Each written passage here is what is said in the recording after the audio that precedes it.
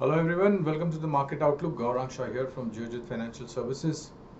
So last week on Friday we made an all-time high on both Sensex and Nifty, and we were just about 40 odd points away from that mark of 16,000 on the Nifty spot. Uh, then again we are back on Monday morning and with some blues.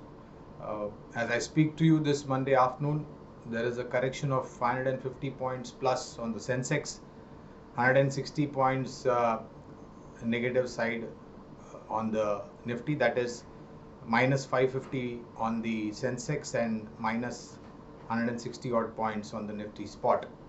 Banking index 2 is also down and out, weighing heavy by some large cap names like HDFC Bank.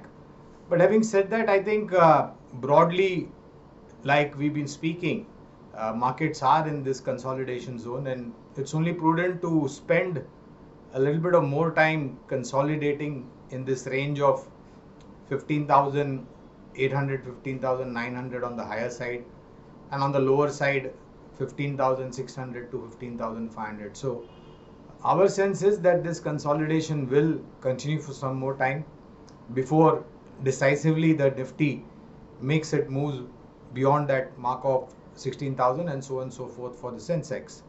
Having said that, some other broad indicators.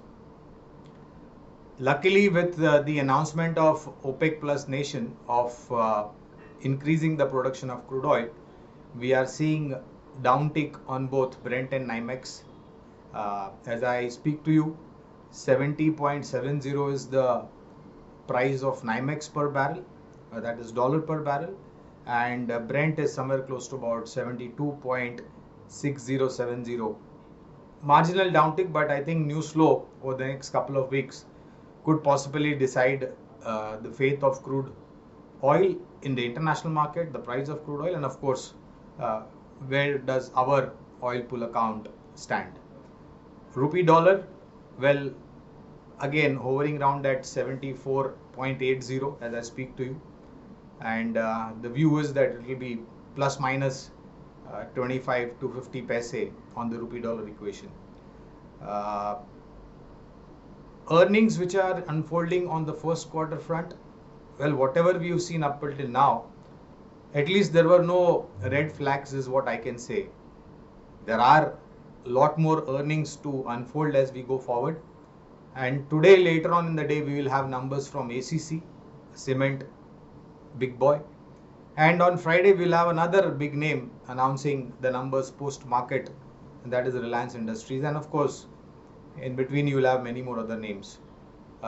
Effectively, if all goes well, then the sense is that the first quarter earning for this financial year could possibly give us a ray of hope in terms of how the remainder 3 quarter earnings unfold. And if the third wave is not going to play a spoil sport, then I think the recovery should be visible from second quarter onwards, with the unlocking that has already started to kick in. This week, friends, we have a truncated week. Wednesday is a holiday. So I think there will be a little bit of more choppiness and volatility.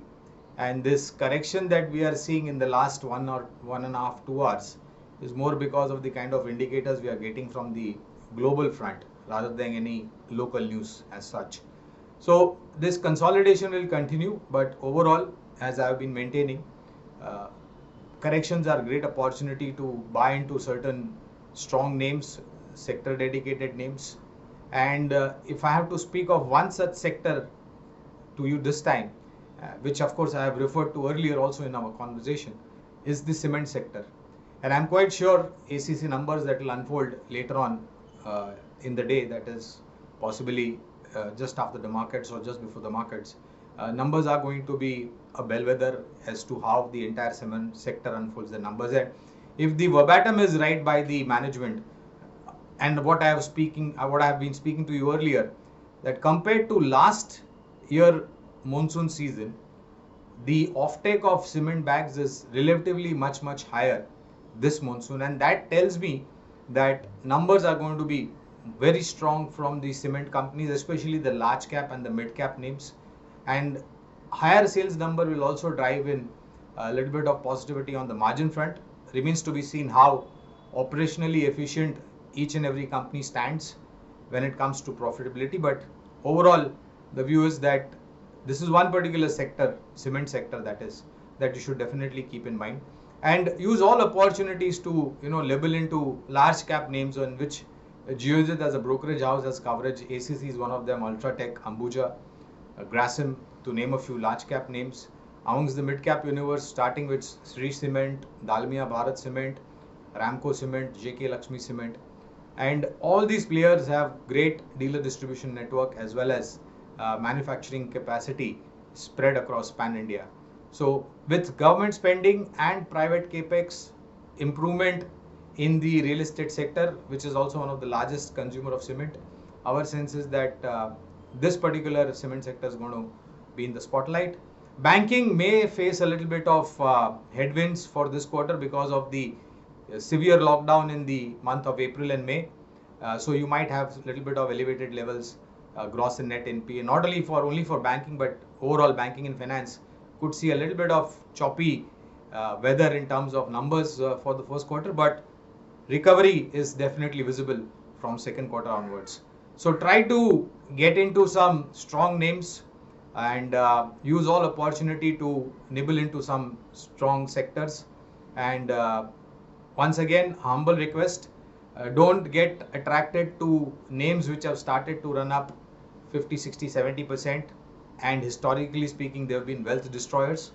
Try to stay away from such mistakes in the stock market, because that may lead to a little bit of more serious situation as far as your erosion of capital is concerned. Praying for all of y'all good health. Please take care of yourself. Be a responsible citizen. Wear a mask. Maintain COVID appropriate behavior. Maintain social distancing and avoid overcrowding. Thank you all very much. See you again next week. Bye bye.